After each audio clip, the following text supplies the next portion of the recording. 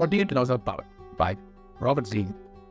आइए आज इसका 38वां लॉ देखते हैं, जो कहता है think as you like but behave like others. जिसका मतलब है कि आपको जैसा मन करे आप वैसा सोच सकते हैं, किंतु कार्य वैसा करें जैसा लोग आपसे अपेक्षा रखते हैं। इससे पहले के 37 लॉज ऑलरेडी भी डिस्कस किए जा चुके हैं और आप उनके वीडियोस इसी प्लेलिस्ट में ऊपर आ जाए, कृपया उन्हें भी जरूर देखिए। चलिए अब कहानियों में चलते हैं। पहली कहानी है भोलेनाथ की। भोलेनाथ जो अपनी शादी के लिए जा रहे थे, तो उन्होंने अपने रूप को किसी भी तरह से सजाना किसी भी तरीके कोई श्रृंगार पटा करने की कोई आवश्यकता नहीं समझी। वो जैसे थे वो ठीक वैसे ही चल दिए। उनके साथ उनके जो भक्तगण, शिवगण या प्रेतगण, जिनको आप कह सकते हैं भूतगण, वो सब उनके साथ थे। वो सब कुलाहल करते, चिल्लाते, डराते, यहाँ से वहां भागे। उनके लिए ये सब सामान्य सी प्रक्रिया थी, सामान्य सी बात थी। किंतु आम जनता के लिए, आम लोगों के लिए ये बहुत ही भयावह और बहुत ही डरावना। वे सब यहाँ वहां चीलते चिल्लाते चले जा रहे थे। लोग उनके विभत्स रूप को देख डरे जा रहे थे, कुछ तो मरे भी जा रहे थे। कितने ही शास्त्रों में वर्णन आता है कि इतना विभत्स रूप था कि लोगों ने कहा कि अब अगर जिंदा बचे तब तो हम इस शुभ विवाह को देख पाएंगे। पता नहीं ये शुभ है या अशुभ विवाह है, लेकिन ये बहुत ही भयावह है, दुनिया बहुत ही ज्यादा डरावना है। उनकी इस विभत्सता को, उनके इस डरावने चेहरे को देखकर लोग थर थर कांप रहे थे। और यहां तक की नौबत ऐसी आई कि शिव की जो होने वाली सास थी मैनावती, वो इनको देखकर डर की मारे बेहोश हो गए। और उठने के बाद उन्होंने कसम खा ली, कुछ भी हो जाए मैं अपनी पुत्री का विवाह इस विभत्सकारी, अनिष्टकारी, भूत पिशाचों के साथ रहने वाले व्यक्ति के साथ नहीं करूंगी। वह इतना डर गई थी कि वो अपने पति नारद मुनि, यहाँ तक कि पार्वती बा को भी धमकियां दे रही थी कि आप सभी लोग ने अगर मेरे मन का नहीं किया तो मैं जहर खा के मर जाऊंगी, ऊपर से कूद कर मर जाऊंगी, लेकिन मैं कभी भी अपने जीते जी अपनी बेटी का विवाह इस अनिष्टकारी इंसान से नहीं करूंगी।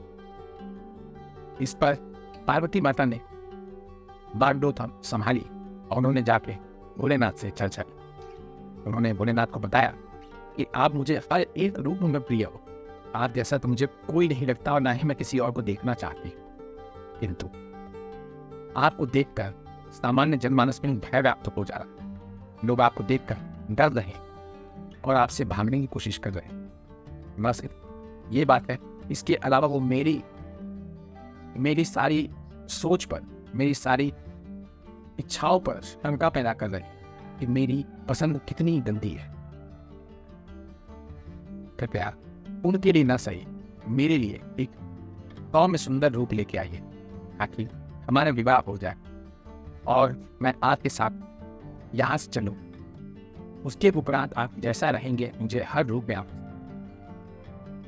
भोलेनाथ ने तुरंत इस बात को स्वीकार किया और उन्होंने अपने रूप का परिवर्तन किया।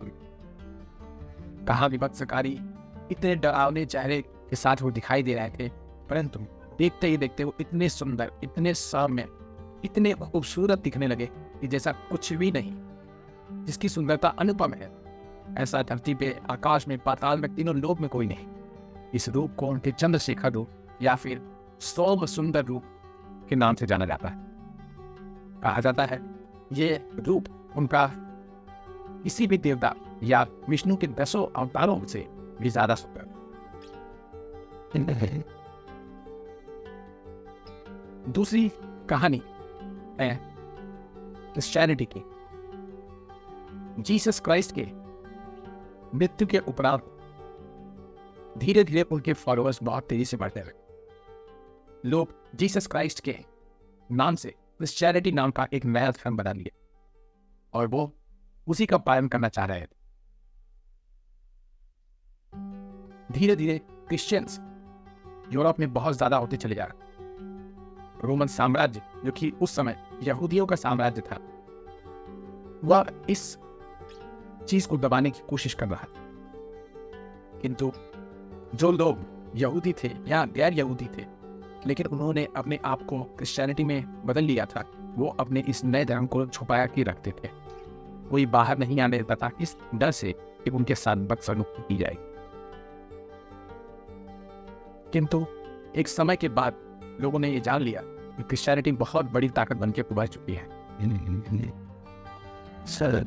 एक समय ऐसा आया जब रोमन साम्राज्य के राजा हुए कॉन्स्टेंटाइन, और इन्होंने पाया कि इनकी आधी से ज्यादा आबादी क्रिश्चियनिटी में तब्दील हो चुकी है। किंतु रोमन साम्राज्य के, रोमन सेना के डर से सिर्फ वो अपने आप को नहीं एक्सेप्ट करती है क्रिश्चियनिटी में तब्दील हुआ।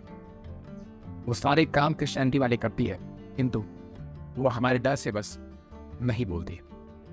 अंततः इन्हीं के दौरान इन्होंने सबसे पहले एक प्रोक्लेमेशन पढ़ा और पूरे रोमन साम्राज्य को क्रिश्चियनिटी में तब्दील कर दिया। ये पहले रोमन साम्राज्य के राजा हुए जिन्होंने क्रिश्चियनिटी को अपनाया, और उसके बाद पूरा का पूरा यूरोप क्रिश्चियनिटी में धीरे धीरे कर तब्दील। अंत में यही वो किताब है जिसके बारे में हम बात कर रहे हैं, the 48 laws of power by Robert Greene. आपको इस किताब को खरीदना है, पढ़ना है और इसका एक एक हिस्सा अपने जीवन का हिस्सा बना।